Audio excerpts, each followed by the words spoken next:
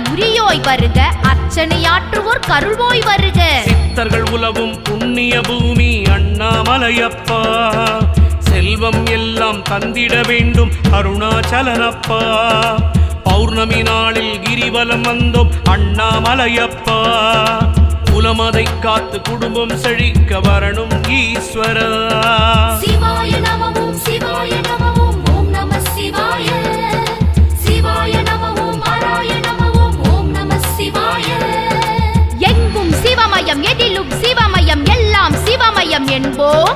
நம சிவாய சிவாய நமக என்றுரைக்க சொல்வோம்.